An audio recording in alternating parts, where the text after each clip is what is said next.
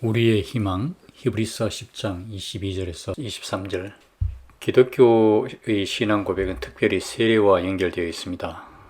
오늘 우리가 택한 본문 말씀은 이에 대한 가장 오래된 증언입니다. 우리의 마음이 예수님의 피로 뿌림을 받아서 우리의 몸이 맑은 물로 씻김을 받았다는 이 증언은 곧 세례에 대한 서술입니다. 여기서 말하는 물에 대해서는 더 이상의 설명이 필요 없을 정도로 분명합니다. 세례의 물은 우리의 죄를 씻어냅니다. 우리를 깨끗하게 만들어서 우리가 하나님 앞에 나아가게 하고 여기 계신 하나님 안에서 살아가게 합니다. 물론 그리스도의 피가 우리에게 뿌려졌다는 것도 역시 세례를 암시하고 있습니다. 사도 바울이 말했듯이 세례는 우리의 삶과 죽음을 그리스도의 죽음과 하나로 만듭니다. 세례와 죽음은 상호간에 연관되어 있습니다. 마가복음에 따르면 10장 38절 예수님은 자신이 받아야 할 세례를 언급했는데 그것은 곧 자신의 죽음을 가리키는 것입니다. 초기 기독교인들은 세례를 받을 때 완전히 물속에 잠겼습니다. 세례받는 사람이 예수님의 죽음과 더불어서 매장된다는 사실을 아주 특징적으로 보여주기 위해서 그랬습니다. 이렇게 물에 잠김으로써 우리는 예수님의 부활에서 발생한 그 생명에 참여하게 됩니다. 따라서 예수님과 그의 십자가에 대한 신앙 고백은 오늘 본문이 말하고 있듯이 희망에 대한 신앙 고백입니다. 신앙 고백을 통해서 이제 세례에서 일어나는 똑같은 일이 발생합니다. 신앙을 고백하는 사람은 그가 고백하는 예수님과 연결됩니다. 징표 행위로서의 세례는 신앙 고백을 언어로 진술하게 합니다. 즉 우리의 생명을 예수님에게 양도하는 것이며 삼위일체 하나님에게 양도하는 것입니다. 따라서 신앙 고백과 세례는 기독교 역사에서 초기부터 서로 결속되어 있었습니다. 그리고 우리가 예배를 드리면서 신앙 고백을 암송하는 것은 우리의 정체성을 세례받은 자로 자리매김한다는 사실을 기억하고 반복하는 것입니다. 따라서 주님의 식탁인 성만찬에 참여할 수 있는 자격이 우리에게 주어집니다. 그러나 신앙 고백은 기독교의 세례보다 훨씬 역사가 깊습니다. 이는 예수님에게로 소급됩니다. 예수님은 세례 요한에게서 세례를 받았음에도 불구하고 세례를 베풀지는 않았습니다. 요한은 자기 제자들을 예수님에게 보내어 신앙을 고백하게 했습니다. 우리는 이 말씀을 누가복음에서 들을 수 있습니다. 이 대목이 모든 기독교 신앙 고백의 근원입니다. 여기서부터 이제 신앙 고백은 이전에는 전혀 찾아볼 수 없었던 특별한 의미를 획득했습니다. 즉 사람들 앞에서 예수님을 믿는다고 고백하는 것입니다. 이것은 공식적 논쟁을 통해서 한쪽 편을 선택한다는 뜻입니다. 이것은 또한 예수님과의 일치로부터 우리를 어긋나게 하는 것을 거부하고 그런 세력과 함께 하지 않겠다는 결단이기도 합니다. 현대의 기독교인들은 이 사실을 너무 쉽게 망각합니다. 기독교의 신앙 고백은 자기를 양도한다는 것을 의미했습니다. 여기서 이 문제는 핍박의 시대에만 해당되는 예외적 상황을 가리키는 게 아닙니다. 분명히 기독교인들이 언제 어디서나 늘 믿음 때문에 억울한 재판을 당하거나 그래서 개인적인 삶의 위험을 감수하면서까지 예수님을 믿는다고 고백해야만 하는 것은 아닙니다. 그러나 이처럼 평화스러워 보이는 이 시대에도 역시 우리가 어떤 점에서 예수님을 편들고 있는지에 대해서 그리고 우리의 이러한 선택이 무엇을 목표로 하는지에 대해서 심각하게 생각해야만 합니다. 그래야 우리 자신도 모르게 예수님으로부터 멀어지는 일이 없게 될 것입니다. 오늘날 공공의 영역에서 기독교적 성격이 점차 희석되면서 신앙의 만성적 공동화 현상이 일어나고 있습니다. 이럴 때 예수님을 편드는 일은 필요합니다. 예수님이 이러한 신앙 고백을 언급하실 때의 핵심은 교리가 아니라 인격으로서의 예수님과 연대하는 것입니다. 예수님은 이러한 연대성에 덧붙여 약속하시기를 앞으로 인간에게 임하게 될 하나님의 심판이 면제된다고 하셨습니다. 신앙 고백은 상호적 연대성의 토대를 놓습니다. 지금 예수님을 편드는 용기를 가진 이들에게 주어지는 약속은 하나님의 미래가 임할 때 구원과 생명에 참여하게 된다는 것입니다. 여기서 우리는 다시금 세례에 상응하는 말씀을 듣습니다. 신앙 고백과 마찬가지로 세례는 예수님의 죽음과 즉 그분의 십자가와 하나 되게 합니다.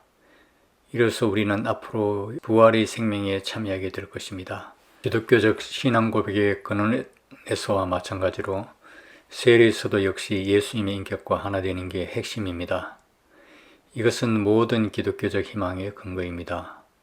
더구나 세례를 받은 자가 진술하거나 또는 그를 대신해서 공동체가 진술하는 사도신경은 예수님에 대해서 필요하는 신앙 고백이며 따라서 교회의 가르침에 동의한다는 신앙 고백입니다. 이것은 어떻게 연관될까요?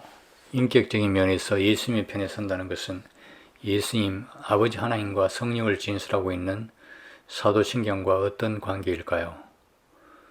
이것은 물론 순수하게 교리적인 문제입니다. 이 문제는 예수님의 편에 선다는 신앙 고백의 본래적 의미와 관련이 있습니까? 이 문제를 명백히 하려면 사도 바울이 로마에서 신앙 고백에 대해 무엇이라고 말했는지 알아야 합니다. 바울이 로마서 10장에서 핵심적으로 진술하고 있는 내용은 신앙 고백이 우리를 구원에 참여하게 한다는 것입니다. 입으로 예수님을 고백하는 사람은 구원받는다고 바울은 말하고 있습니다. 그러나 고백한다는 것은 무슨 뜻입니까? 바울에 의하면 고백의 내용은 예수님은 주님이시다입니다. 이것은 초기 기독교가 예수님을 부활한 분으로 고백하게 된 기도의 초청입니다. 예수님은 주님이시다. 이것이 의미하는 바는 예수님이 죽은 자로부터의 부활을 통해서 올림을 받은 하나님의 자리 바로 그곳에서 주님의 통치가 이루어진다는 것입니다. 예수님에게 신앙을 고백한다는 것은 곧 다음을 의미했습니다. 부활한 분에 대한 교회의 기도 초청에 응한다는 것을 말합니다. 부활절 이후에 예수님에게 신앙을 고백한다는 주장은 실제로 예수님을 생각하고 있는지 아닌지 확인할 수 있는 기준이었습니다. 예수님을 죽은 예언자로 숭배한 사람은 교회가 말하고 있는 즉 살아있고 하나님 우편에 계신 그분을 고백하는 게 결코 아닙니다. 이런 의미에서 예수님을 주님으로 부른다는 것은 당연히 그가 죽은 자로부터 부활했다는 사실을 전제합니다. 따라서 바울은 이 두 부분을 이렇게 연결시키고 있습니다.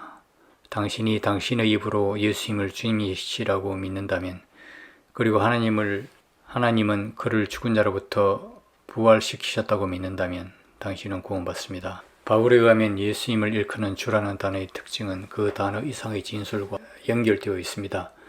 즉 죽은 자로부터의 부활이라는 사실과 연결되어 있습니다. 여기서 관건은 교회가 예수님을 주라고 또한 살아있는 분이라고 부를 수 있다는 사실을 확실하게 전제하는 것입니다.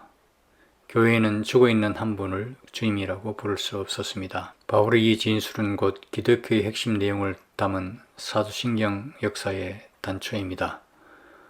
후에 부과된 모든 내용은 바로 이와 똑같은 기능이 있습니다.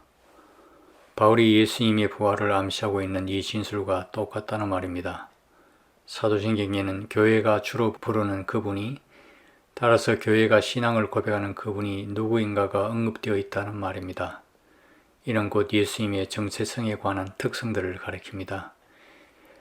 교회의 신앙 고백도 역시 궁극적으로 예수님을 인격적으로 고백한다는 사실이 핵심입니다. 이것은 예수님을 주라고 부른다는 사실에서 발생합니다. 그리고 신앙 고백의 모든 진술은 우리가 예수님에게 신앙을 고백할 때 우리가 누구에게 신앙을 고백하는지 말로 진술한다는 데 의미가 있습니다. 신앙 고백의 역사에서 그 다음 단계가 여전히 신약 성서에 있습니다. 즉 요한일서에 이런 고백이 있습니다. 예수 그리스도께서 사람의 몸으로 오셨다는 것을 인정하는 사람은 모두 하나님께로부터 성령을 받은 사람입니다. 요한일서 4장 2절. 여기서는 두 가지 사실이 언급되었습니다. 한 가지는 교회가 주라고 부르는 예수님은 영원부터 아버지와 함께 계시다는 것입니다. 왜냐하면 그는 하나님의 영원한 아들이기 때문입니다. 다른 하나는 하나님의 영원한 아들이 인간의 형태를 갖고 나사렛 예수로 오셨다는 사실입니다. 만약 그가 영원히 하나님과 연결되어 있는 게 아니라면 우리는 주라고 부를 수 없을 것입니다. 이처럼 교회는 예수님에게 신앙을 고백했습니다.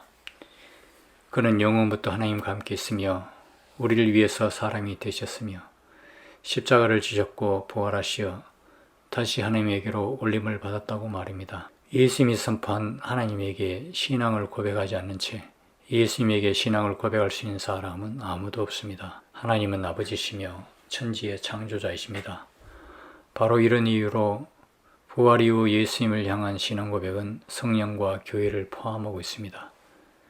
왜냐하면 부활절과 성천 이후로 교회에 의해서 선포된 예수 그리스도가 바로 그분이기 때문입니다. 즉 우리가 예수님에게 신앙을 고백한다는 것은 교회에 의해서 선포된 바로 그분에 대한 고백입니다. 우리는 다음의 사실을 기억합니다. 이미 바울에 의하면 신앙을 고백하는 자는 기도하라는 교회의 초청에 응하는 것입니다. 즉 예수님은 주님이라시라고 말입니다. 교회에 아무런 상관없이 예수님의 편을 들어야 한다는 주장이 있기도 했습니다. 이 말은 다음과 같은 의미입니다. 교회는 예수님을 배제한 채 일종의 신화적인 것을 만들었다고 말입니다. 교회는 나사렛 출신의 평범한 인간의 자리에 영원한 아들의 표상을 정립했다고 말입니다. 여기서 아들은 모든 인간에게서 나타낼 수 있는 그런 사람을 가리킵니다. 물론 이렇게 말하는 사람은 사도의 복음을 통해서 예수님의 부활도 믿을 수 없습니다. 만약 예수님이 죽은 자로부터 부활했다면 영원부터 하나님의 아들입니다. 아버지와 성령과 영원히 일치했습니다.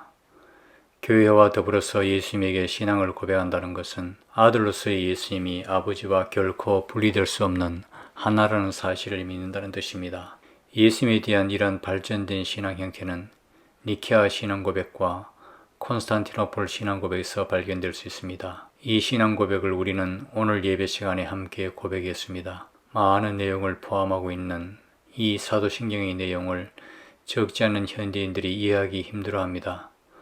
어떤 사람은 시대에 걸맞게 신앙 고백문을 만들기 위해서 이러한 진술을 포기하는 게 나았다고 생각합니다. 실제로 이런 시도가 자주 일어나기도 했습니다. 그러나 이런 문서는 교회가 고백하는 예수 그리스도를, 즉 부활했고 영원한 하나님의 아들을 더 이상 진술하지 않는다는 결과를 빚을 뿐입니다. 신앙 고백의 은혜에 있는 교훈적인 내용은 자체적인 목적을 갖고 있지 않습니다.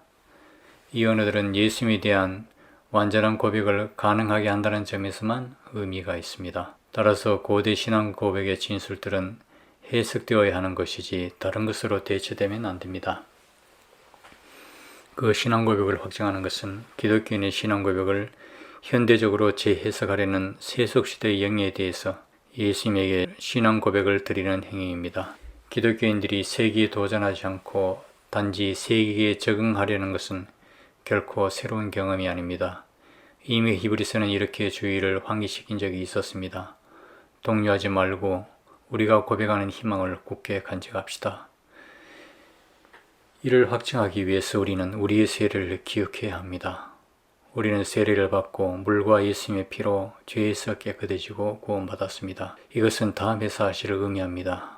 우리는 세례를 통해서 자기만을 모색하는 노력으로부터 죽었으며 또한 자기 모색에 의해서 작동되는 세계로부터 죽었습니다. 우리는 예수 그리스도에게 속했기 때문에 우리는 세기에 적응할 필요가 없습니다. 바울은 다음의 사실을 명시적으로 언급했습니다. 세상을 따르지 마시오. 왜 그렇습니까? 세상은 이런 생명을 뛰어넘는 희망을 전혀 제공하지 못합니다. 반면에 우리 기독교인들은 이런 희망을 갖고 있습니다. 왜냐하면 우리는 세례를 통해서 십자가에 달리셨다가 부활하신 예수님과 연결되었기 때문입니다. 죽음을 뛰어넘는 새로운 생명을 향한 희망의 불빛은 이미 우리의 현재적 생명을 비추었습니다. 이 희망은 여기서의 생명을 변화시킵니다. 따라서 우리의 세례와 아주 밀접하게 연관되어 있는 이 신앙 고백을 드릴 때마다 이런 일이 일어납니다. 동요하지 말고 우리가 고백하는 희망을 굳게 간직합시다. 왜냐하면 우리에게 주신 그분은 진실하시기 때문입니다. 1992년 1월 26일 외에는 마르쿠스 교회 개항 예배